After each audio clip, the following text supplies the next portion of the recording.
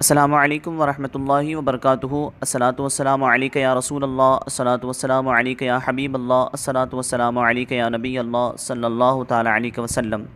میں اسیر قادری علی حسین رضوی 7 رمضان المبارک کے وظائف لے کر کے آپ حضرات کی خدمت میں حاضر ہوں۔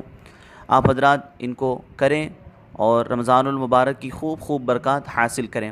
ایک بہن نے سوال کیا تھا کہ یہ جو وظائف پڑھے جا رہے ہیں تو ان کو پانی پر دم کیا جا سکتا ہے یا نہیں؟ تو بالکل جو ہے ان کو پانی پر دم کیا جا سکتا ہے، اور جو ہماری مائیں بہنیں گھروں پر جو ہے ان وظائف کو پڑھتی ہے تو وہ ایک پانی کی بوٹل خاص کر لیں، اور روزانہ جب وہ پڑھیں تو بہت آسانی کے ساتھ اس پانی کو بوٹل لے کر کے ساتھ میں بیٹھیں اور اس کو جو ہے دم کر دیا کرے پڑھ کر کے۔ تو یہ پانی بہت فائدہ مند ثابت ہوگا، گھر میں جو بیمار وغیرہ رہتے ہیں ان کے لیے یہ بہت مؤثر ثابت ہوگا۔ آپ پانی استعمال کر سکتے ہیں، اور اس کے بعد بھی یہ کافی ٹائم تک یہ پانی جو ہے چلتا رہے گا۔ آپ کا کم پڑنے کی صورت میں جو ہے آپ اور پانی اس میں ملا لیں اور اس کو استعمال کرتے رہیں۔ تو روزانہ آپ اسی بوتل میں جو ہے دم کر دیا کریں، اور اس میں پانی مزید اور ملا لیا کریں، اس میں سے آپ استعمال بھی کر سکتے ہیں، ہے نا۔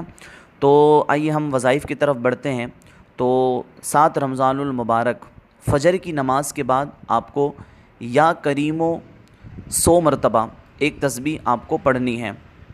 فجر کی نماز کے بعد یا کریمو آپ کو پڑھنا ہے 100 مرتبہ، ٹھیک۔ پھر اس کے بعد ظہر کی نماز کے بعد آپ کو پنجم کلمہ استغفار جو ہے وہ آپ کو 133 مرتبہ پڑھنا ہے۔ 5واں کلمہ جو ہے نا استغفار، وہ آپ کو 133 مرتبہ پڑھنا ہے۔ 133 مرتبہ اگر آپ کو زیادہ لگتا ہے تو آپ 101 مرتبہ بھی اس کو پڑھ سکتے ہیں۔ استغفر اللہ ربی من کل ذنب اذنبتہ عمدا سے لے کر کے ولا حول ولا قوۃ الا باللہ العلی العظیم تک آپ کو یہ کلمہ پڑھنا ہے 133 مرتبہ ظہر کی نماز کے بعد۔ پھر اس کے بعد عصر کی نماز کے بعد آپ کو سورہ فاتحہ 40 مرتبہ پڑھنی ہے۔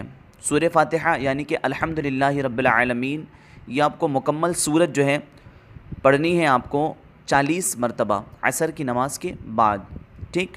پھر اس کے بعد مغرب کی نماز کے بعد آپ کو تیسرا کلمہ 70 مرتبہ پڑھنا ہے۔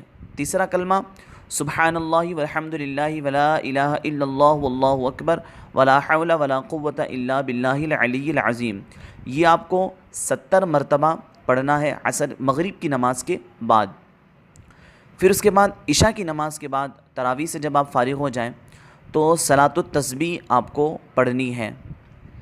صلاۃ التسبیح آپ پڑھ سکتے ہیں، اور اس تعلق سے جو کلپ ہے ہماری ایک ہمارے چینل پر اپلوڈ کی ہوئی ہے، آپ وہاں جا کر کے دیکھ لیں کہ صلاۃ التسبیح پڑھنے کا طریقہ کیا ہے۔